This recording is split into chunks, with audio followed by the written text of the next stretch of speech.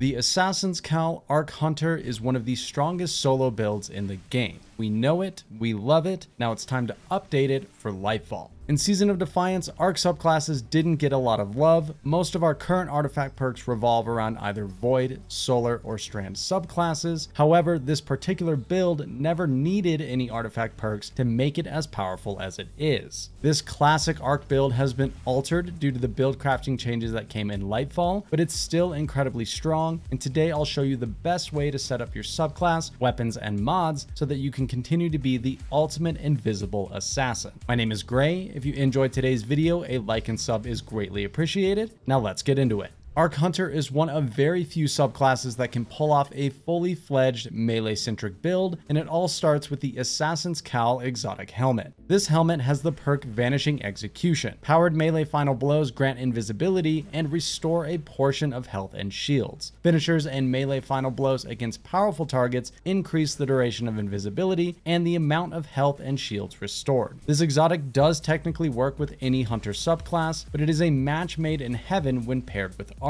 Our melee ability Combination Blow has a stacking damage increase with each final blow, increasing to a 310% damage increase at 3 stacks. Defeating targets with this melee ability also fully refunds our class ability. This goes hand in hand with Gambler's Dodge, which refunds our melee when dodging near enemies. This forms a perfect back and forth loop with both our dodge and our melee fully refunding the other. This allows us to always have our melee available to use with Assassin's Cowl, and makes it extremely easy to ramp up and maintain Combination Blow at ×3, all while getting constant healing and invisibility from our exotic. Those interactions form the core of the build, but our aspects, fragments, and weapons take it even further. Our first aspect is Lethal Current. After dodging, our next melee has increased lunge range, jolts the target, and creates a damaging aftershock. Meleeing a jolted target also blinds them. What's important to note here is that while the damaging aftershock is certainly helpful and adds a lot of AoE damage, the aftershock itself will not activate Assassin's Cowl. Your melee itself needs to be responsible for the final blow in order to turn invisible and heal. On stronger targets, you'll definitely notice this more, and you may need to follow up with additional dodges and melees to defeat them. Our second aspect is Flow State. Defeating a jolted target makes us amplified. Due to the nature of this build, we will nearly always be amplified since we are constantly defeating jolted targets. While you are amplified, your dodge recharges quicker, you are more resilient while dodging, and your reload speed is greatly increased. These benefits are specific to Arc Hunter via this aspect, but amplified also increases our movement speed and weapon handling by default. These two aspects together seem like they were made for the Assassin's Cowl Arc Hunter build, but our fragments will take it even further. Our first fragment will be Spark of Magnitude, which makes our lingering arc grenades last longer, and we will pair this with the Pulse Grenade for this particular build. We then take Spark of Shock, which allows our arc grenades to jolt enemies. Keep in mind that the jolt effect now also stuns overload champions, meaning both our melee and grenade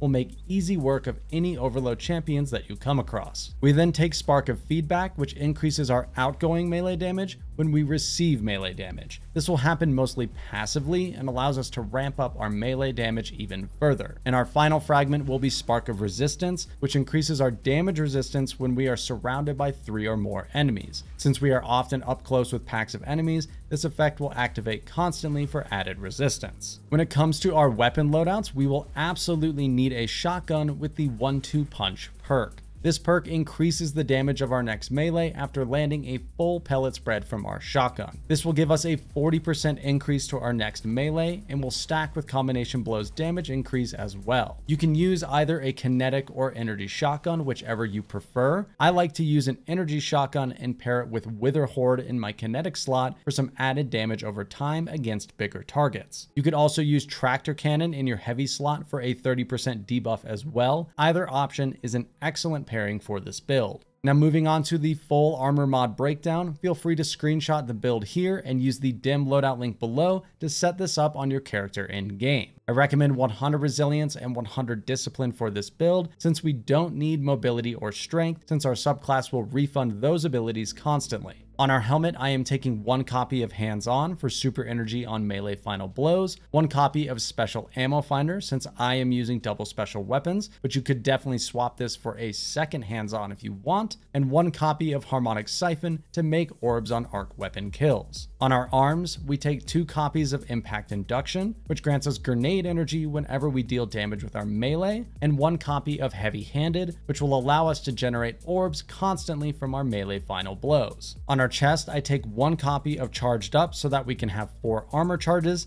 and any resist mods that you would like. For our legs, we have some flexibility. I am taking 1 copy of Arc Weapon Surge and 1 copy of Kinetic Weapon Surge to give all of my weapons a 10% damage increase, but feel free to mix and match these to fit your specific loadout. I also take Innervation to reduce grenade cooldown further on orb pickup. Finally, on our class item, I am taking Reaper, which allows our next weapon final blow to create an orb of power after we use our dodge. We are constantly dodging and therefore get a lot of use out of this particular mod. I also take Time Dilation to increase the duration of our weapon surge buffs. Either way you build it, the Assassin's Cowl Arc Hunter melee build remains an incredibly fun and incredibly strong build in Lightfall. Even though we don't have any artifact perks that benefit Arc subclasses this season, the second we do, the subclass will get even more powerful. Even with the loss of Well of Ions and the nerf to 1-2 punch, this build still shines through and transitions nicely into the Orb of Power meta. If you guys enjoyed today's video, a like and sub is greatly appreciated. Please use the dim link below to set this up for yourself, and I will see you in the next one.